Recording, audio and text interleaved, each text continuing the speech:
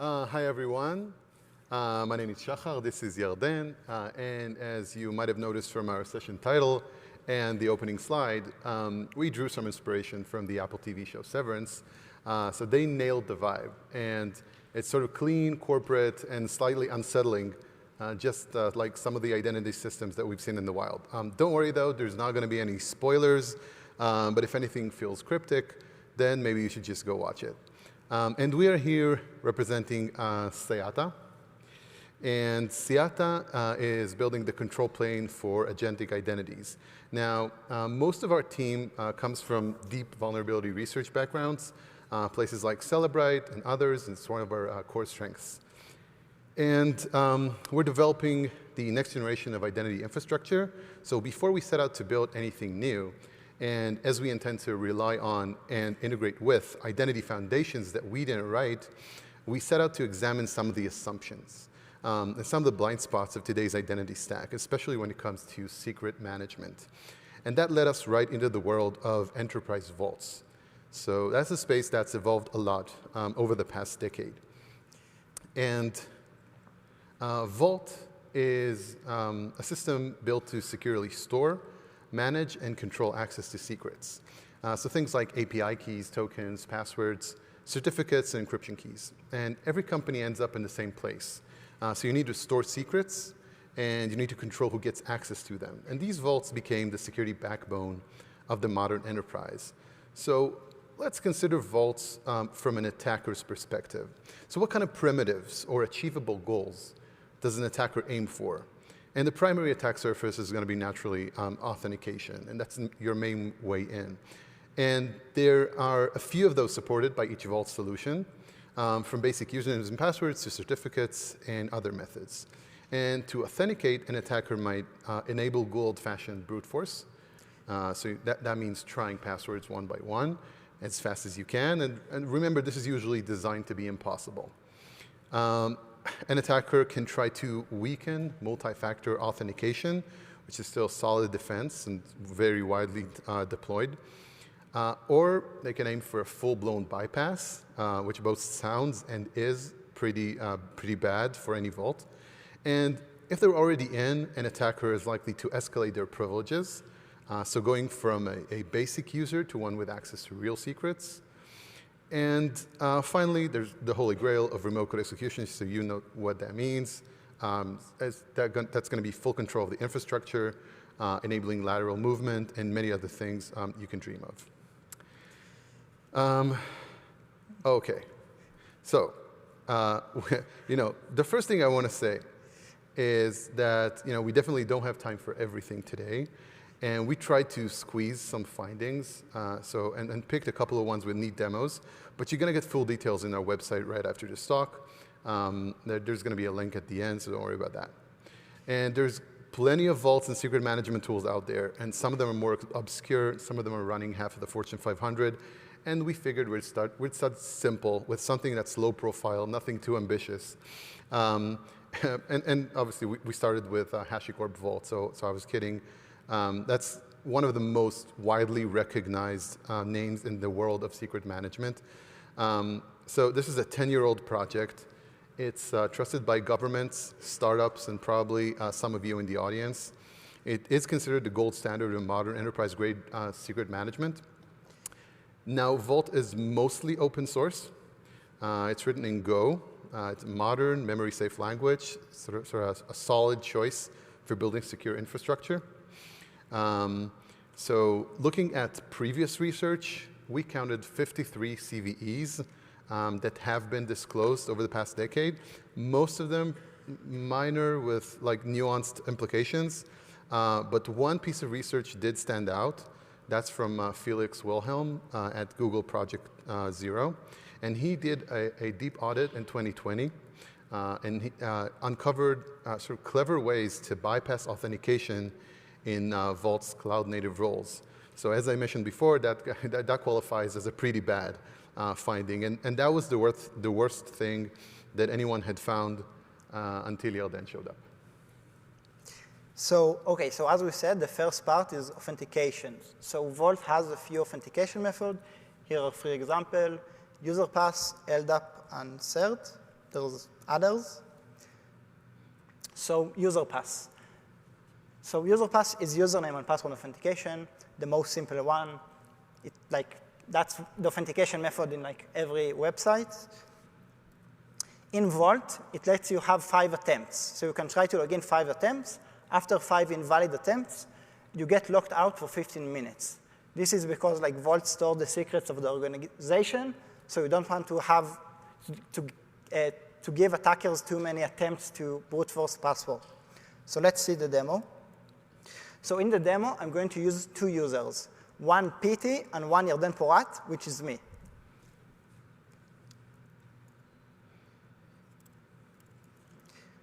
So as you see, if I log in with PT and I'm going to use the wrong password, I get invalid username or password. This is because I'm using the wrong password. Now let's try to authenticate a few more times with the wrong password. So you can see the error message change. It was invalid username or password. Now it's permission denied.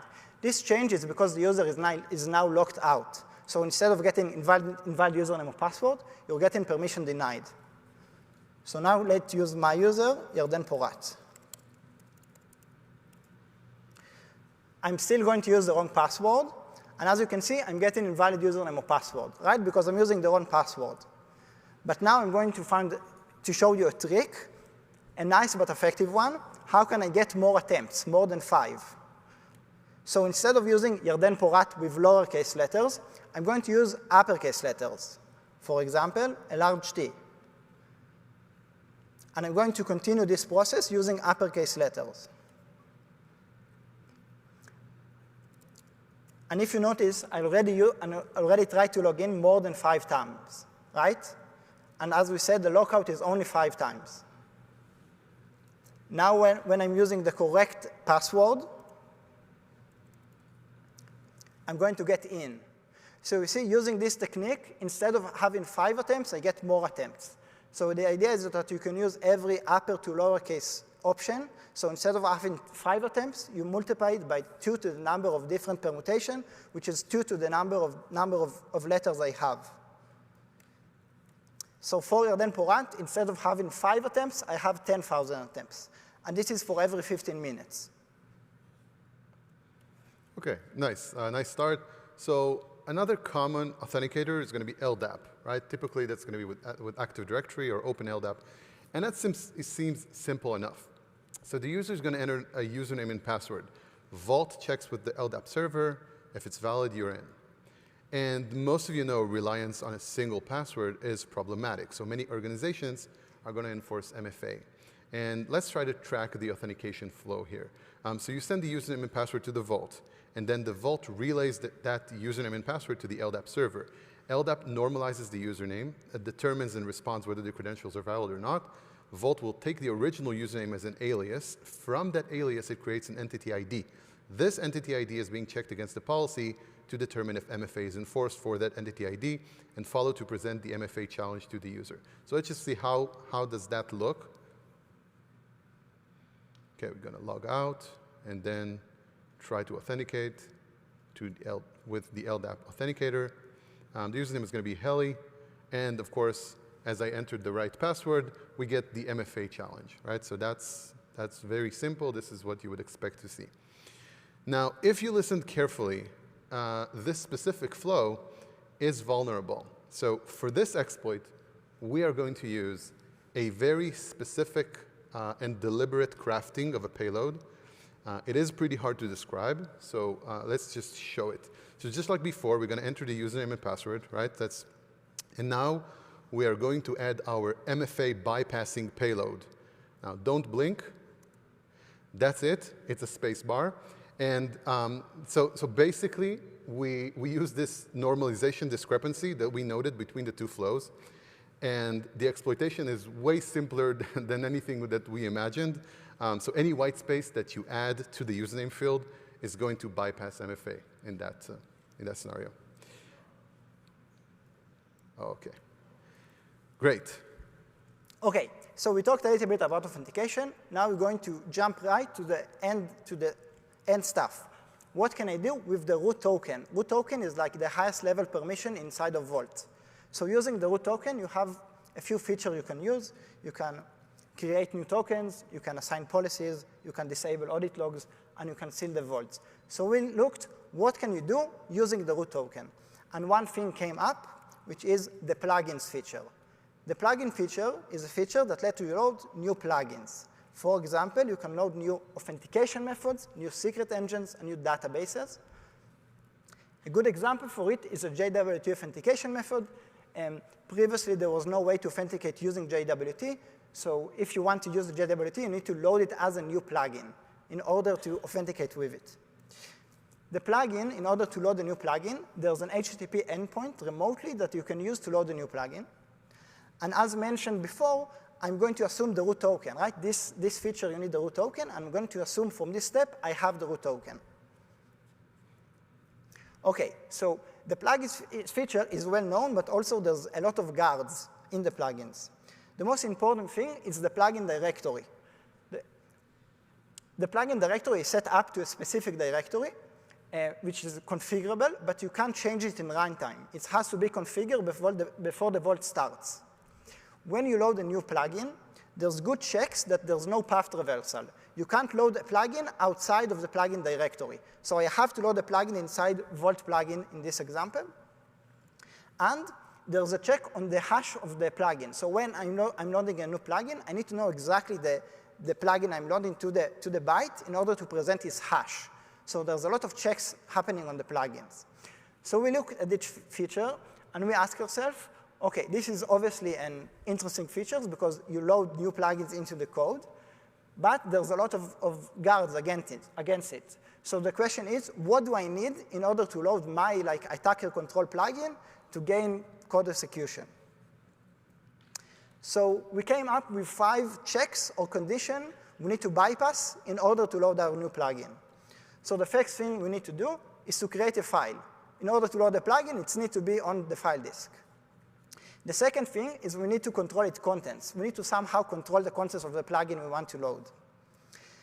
The third thing, and maybe the hardest one, is when you load a plugin, they check that it has executable flag. So maybe I can create a file, but to make it executable, that sounds quite hard. The fourth thing is I need to know what the plugin directory is. There's no API that will tell you the plugin directory full path. So if I create a file, I need to know where to create the file to. And the last step is I need to know the hash of the file, right? So I need to know every bytes of the file in order to calculate the correct hash. So this is the 5 checks I need to pass. And one thing when you try to abuse this feature, there's one straight problem that you face. And that is, inside Vault, everything is encrypted. So secrets, config, user metadata, everything is encrypted on Vault. And it's stored like this JSON, like value with encrypted stuff. So how can I create something that I control if everything is encrypted? And this is not like a new binary or something that I can run. So we looked what feature you have using the root token in order to bypass this problem. And one thing came up, and that is Vault auditing, the auditing feature. So what is Vault auditing? So Vault auditing feature lets you audit every HTTP request or response you are doing to the Vault. So every time you request some information on a secret, it gets audited. There's 3 types of backends you can use for the Vault auditing. You can audit the request to a file, to a syslog, and to a socket. You already can see that one option is to a file. This also can be used remotely, and there's this HTTP endpoint in order to enable or disable the audit feature. And as well, we need the root token. So this requires high permission. OK, so as I stated, there's 5 conditions we need to bypass, right? So why do we want the Vault auditing? So the first, oh, wait. Sorry, there's something before. So how does the auditing logs look like? So you can see that when I do a request, this is the audit I get. And as you can see, it's maybe somewhat controlled, but it's still a JSON. How can I use it in order to run a new plugin? And also, you can see there's a time there. That's a timestamp, which is millisecond timestamp. And it's going to be hard to predict, right? For the hash, it's hard to predict millisecond timestamps. OK, so first thing, as we said, we need to create a file. So if you use the Vault auditing, there's a feature or a requirement to set the file path, and you can set the file path to what you want, to whatever you want. So we're going to set the file path to inside the plugin directory. We still don't know what the plugin directory is, but if we knew, we could set it to them. Then the next thing is how do we control the content of the payload we want to run. We need to control it somehow because the JSON is not good enough. So the idea is to use the prefix feature. Before each one of the log entries, you can use a prefix that will be added to the log. So using this prefix feature, you can think about it for a second what you want to do, but the idea is to use a shebang, right? You can use a bin bash, and then the start of the file will start with bin bash, right? And then I can run whatever I want. OK, the third problem, how do I create this file executable? That is maybe the most hard part, right? Because the audit logs are not executable. So that was supposed to be the hardest part. But for our surprise, it was the easiest part. And you just have a feature for it. You can set the audit log entry to be executable. So thank you, HashiCorp developer, who enabled this feature for me. OK, still two more stuff to do. I heard the HashiCorp developers laughing. Laughing at, yeah. Thank you. OK, so still more stuff to do. So as we said, we need to locate the plugin directory. So how do we know what the plugin directory is? So we try to a little bit probe the feature. How do you check what the plugin? And we loaded sample.exe, which is a plugin that doesn't exist inside the plugin directory. And when we load the sample.exe, we got in the error message the full plugin directory path back to us in the HTTP response. So we know the plugin directory, but still, there's the hash, right? We need to know exactly the hash. So you can say, OK, there's timestamp to the millisecond. I can try to generate a million hashes and try each one. And then when I found the correct one, it's going to load. But that's kind of not good enough. I don't want to make a million tries. So what is the idea here? The main idea is that I can have multiple backends. So I have one audit backend that's going to be write the log entries to a file. And I can have another log backend that's going to write the log entry to a socket back to us. So you see, each time I write the log entry with the prefix, with the shebang, it's going to also write it to a socket, and then I will know exactly the timestamps. OK, great. We're going to see this in a second. But so what do we have here? So we found the first arbitrary RCE in HashiCorp Vault in the project's 10-year history. It's probably the most significant finding affecting the project to date. So outstanding work by Yarden. But I know what you're thinking. So I can see some of the faces in the crowd, and you're going, OK, RCE is nice, but you kind of assumed you had a root token. So that's a very optimistic assumption as a starting point. So for the demo you're going to see next, we're going to include a few primitives that you'll read about later, but we're going to show you the complete story, right? So we're going to start with a default out-of-the-box plain user. We're going to use two PEs.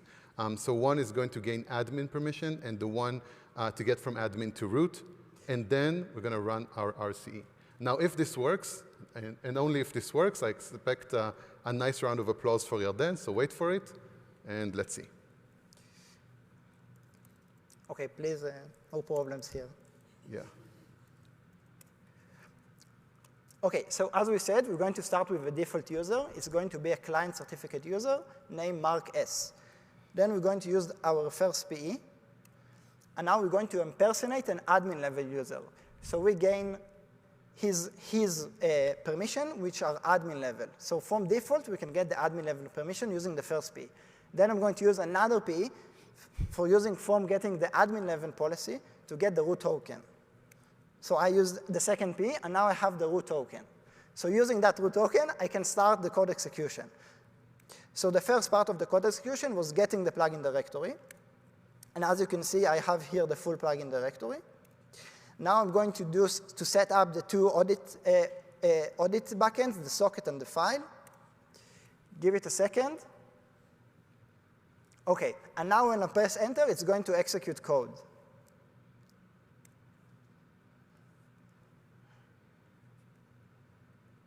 So let's see. It looks like nothing happened, but great. So we have all of the secrets in that deployment. So, yep. Thank you. And all right, great. And great, some more Severance references. And OK, so we're done with HashiCorp. But we have one more niche vendor that we need to address, and that is CyberArk. I mean, Palo Alto. I don't know, but CyberArk Conjur is probably the second most widely used secret manager after Vault. And Conjur is primarily designed for machine identities. So originally, that meant scripts, containers, and infrastructure components authenticating to other services, especially in DevOps pipelines and CI/CD workflows. But more recently, and this is where it gets interesting for us, agentic identities, like these AI agents that also require authentication and authorization. Yeah, so Conjur has a few authentication methods. One of them is AWS IAM. So the main idea is that the AWS want to authenticate to Conjur. So the AWS is going to sign his identity and pass it to Conjur. Now, Conjur doesn't know AWS that much, so he can't verify the identity of the workloads by itself. So it's going to take the identity and pass it to the AWS STS, which is the service token, the secure token service. Now, the STS server can verify the identity, and then will send back to Conjur the identity of the AWS workload. That's the main authentication method. OK, great. So by the end of that authentication process, the machine is ready to present a signed STS header. And then it's going to look something like this. So you've got your credential with embedded metadata. You got an AWS signature that's tied to that specific access key. You have a timestamp for freshness. And then there's a regional STS server that was used to sign it. Now, STS is a foundational AWS service, and it's how temporary credentials get validated. So because of how critical it is, AWS runs STS servers in every major region to help with latency and resilience. And yes, there's a lot of them. So as you can see on the right, they all live under the same pattern. It's going to be sts.region.amazon.aws.com. And how does Conjur figure out which AWS STS endpoint to trust and verify? So it runs this function right here. So it's doing pretty straightforward. It's going to parse the host and authorization headers, and it can be the global endpoint, but it can also be a regional endpoint.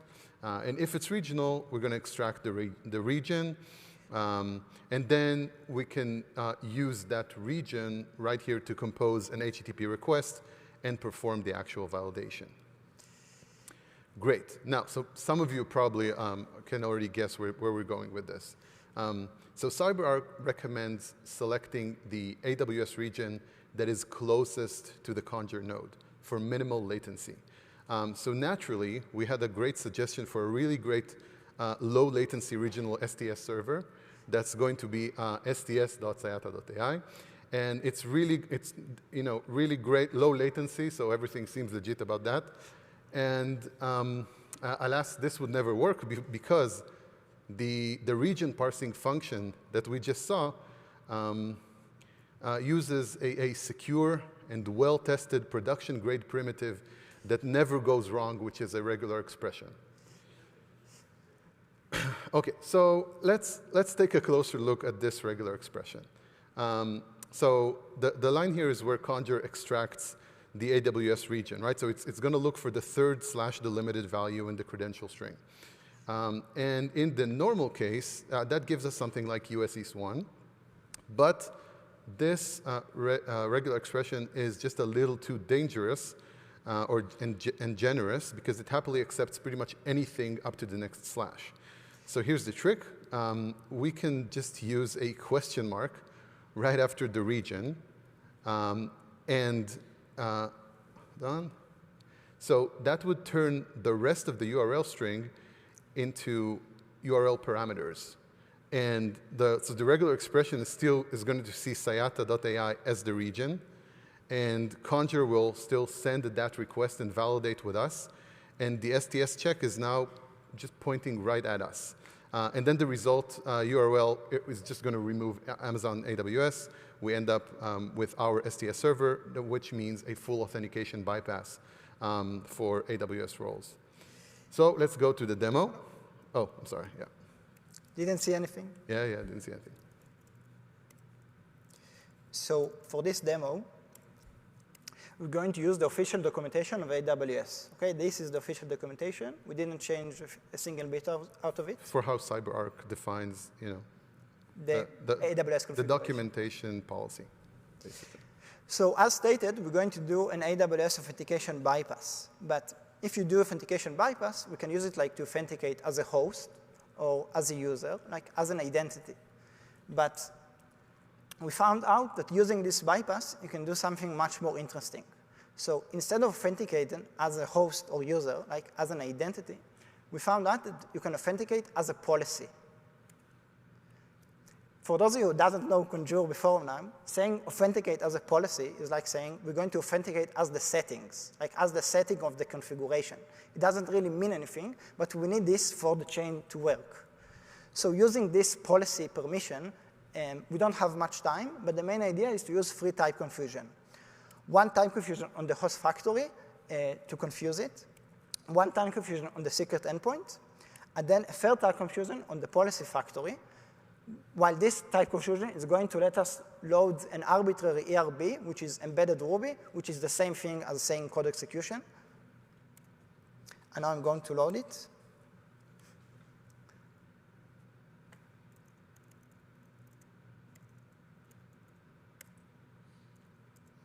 And as you can see, I have the Conjur data key. If you don't understand this, this is a full like reverse shell on the Conjur node. Yay. Okay, all right, awesome. Great, let's go forward. Okay, so let's try to put this in perspective. So in total, we disclosed 9 CVEs in HashiCorp Vault, 5 CVEs in CyberArk Conjur, including the first ever RCE reported on Vault and the pre-authentication RCE and Conjur. And now, before we end, I do want to first acknowledge both HashiCorp and CyberArk. So we sent our findings, and both vendors responded very quickly, professionally, and seriously.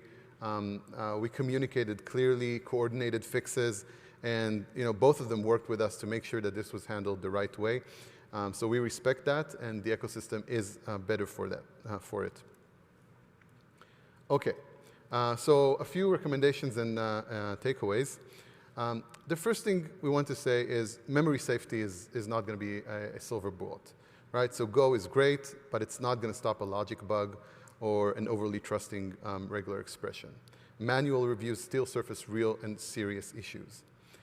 And second, yes, even vaults are vulnerable, and you need to account for that in your threat model. So have a response plan. Build resilience. I mean, when was the last time you ran a vault breach drill? If the answer is never, maybe now's the time. Third, your logs matter. Now, vaults generate great audit logs, but only if someone's looking at them. And we're releasing a tool called Outie Finder that's designed to help you spot suspicious behavior in audit trails, and you can grab it from our website. And finally, we posted a lot more details, detection guidance, defensive strategies in our blog. So stay safe, question your trust assumptions, and that is it for us. If you want the full write-up, detection tips, and all the gritty technical details, just scan the code or head to sayata.ai. We're Team Sayata. Come and say hi, booth 6316. I think there's a wrapping place. If you want yes, to, there is a wrap questions. room if you have any question. And so come say hi and tell us how many secrets you're hard coding into your AI agents. Thank you very much.